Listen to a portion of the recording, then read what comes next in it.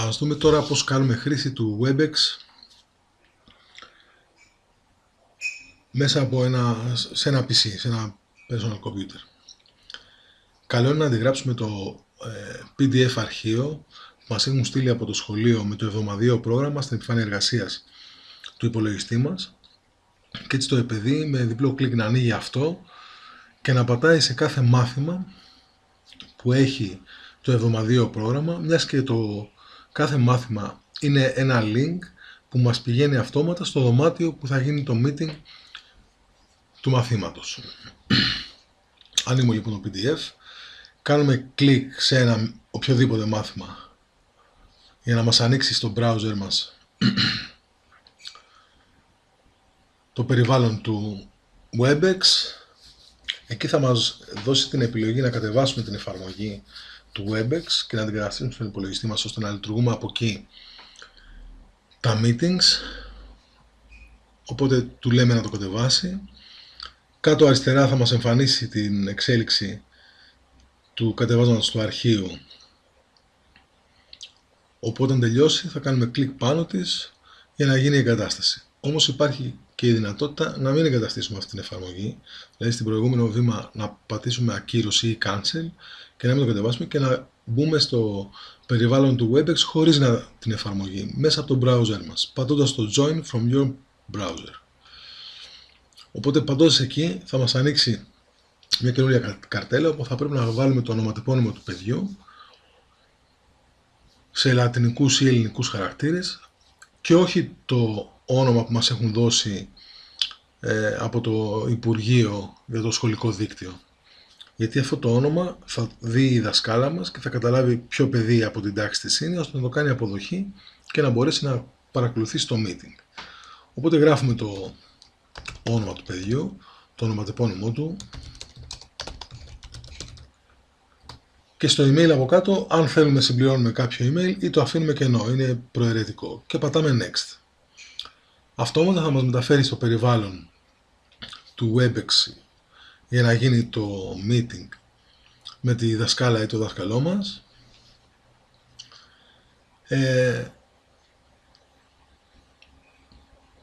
Καλό είναι όταν θα συνδεθούμε να έχουμε απενεργοποιημένο και τον ήχο και το βίντεο, την κάμερά μας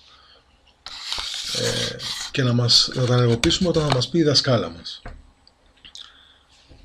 Στην επόμενη φάση τώρα εμένα προσπαθεί λίγο να συνδέσει κάμερες και ήχους κτλ. Πατώντας πάνω στο mute και το stop video απενεργοποιούμε τον ήχο και το βίντεο και έτσι πρέπει να μπούμε μέσα στο meeting μέχρι να μας πει η δασκάλα μας να ανοίξουμε το βίντεο και τον ήχο. Και πατάμε το κουμπάκι που λέει Join Meeting. Αυτό θα στείλει ένα μήνυμα στη δασκάλα μας, η οποία όταν θα μπει μέσα και θα δει ότι έχουμε κάνει το αίτημα να μπούμε στο meeting, θα μας κάνει αποδοχή και θα ξεκινήσει η διαδικασία. Για να φύγουμε από το meeting, πατάμε το Χ και μας βγάζει εκτός του χώρου του meeting. Όταν θα είμαστε μέσα στο meeting, η δασκάλα έχει την ευκαιρία να κάνει σίγαση στους μαθητές και να ανοίγει το μικρόφωνο τους κατά βούληση. Όταν λοιπόν θα πατάει το άνοιγμα του μικροφόνου του παιδιού που συμμετέχει, θα μας βγάζει στην οθόνη μας ένα μήνυμα αν θέλουμε όντως να πάυσει η σίγαση για μας. Οπότε θα πρέπει το παιδί να πατάει το αντίστοιχο κουμπί που λέει ότι θέλουμε να γίνει άρση της σίγασης. Δυστυχώς όλα αυτά είναι στα αγγλικά. Οπότε αυτή είναι η διαδικασία σε αυτό το επίπεδο. Αν εγκαταστήσουμε τώρα την εφαρμογή, όταν θα ολοκληρωθεί το κατέβασμά της, θα κάνουμε κλικ πάνω και θα επιλέξουμε το Run για να γίνει η εγκατάσταση εφαρμογής. Θα πάρει κάποιο χρονικό διάστημα να γίνει η εγκατάσταση.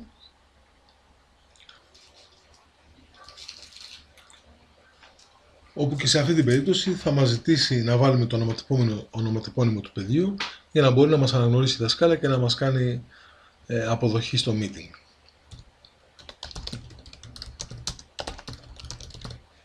Επίσης πατάμε Next δεν χρειάζεται και εδώ email. Θα δει τις κάμερες μας κτλ. Θα βγάλει ένα μήνυμα για κάποιες δυνατότητες του WebEx. Εμείς θα του πούμε got it. Πάλι κάνουμε mute το μικρόφωνο και την κάμερα. Εδώ κάτω δεξιά έχει ένα test speaker and microphone, τα οποία αν τα ανοίξουμε μπορούμε να ελέγξουμε και ποιο θα χρησιμοποιεί σαν ηχεία το WebEx, ποια συσκευή έχουμε συνδεδεμένη πάνω. Εγώ ας πούμε αυτή τη στιγμή έχω 3 διαφορετικές συσκευές, όπως και ποιο μικρόφωνο. Επίσης μπορούμε να ρυθμίσουμε από εδώ και το πόσο ευαίσθητο θα είναι το μικρόφωνο. Πατώντας πάνω στα κουμπάκια του τεστ, στο πρώτο θα μας παίξει κάποιον ήχο να δούμε αν μας αρέσει η ένταση που έχουν τα ηχεία μας, και στο δεύτερο που αφορά το μικρόφωνο, αν πατήσουμε τεστ θα κάνει εγγραφή, θα πρέπει να μιλήσουμε, θα κάνει μια εγγραφή του ήχου που έχουμε της ομιλίας μας και θα την αναπαραγάγει για να δούμε αν γράφει σε σωστή ένταση το μικρόφωνο. Επίσης μπορούμε να έχουμε ξεκαθαρισμένο να κάνει adjust, να ρυθμίζει αυτόματα την ένταση του ήχου, όπως επίσης και να προσπαθεί να ακυρώσει το θόρυβο που μπορεί να υπάρχει στο περιβάλλον. Αφού ολοκληρώσουμε αυτές τις ρυθμίσεις, πατάμε το Χ και είμαστε έτοιμοι να κάνουμε join meeting, δηλαδή να στείλουμε το αίτημα στη δασκάλα μας για να μας κάνει αποδοχή στο meeting και να μπορέσουμε να συμμετέχουμε. Πατάμε το Χ όταν θέλουμε να φύγουμε από το meeting και να τελειώσουμε τη συνεδρία. Αυτά.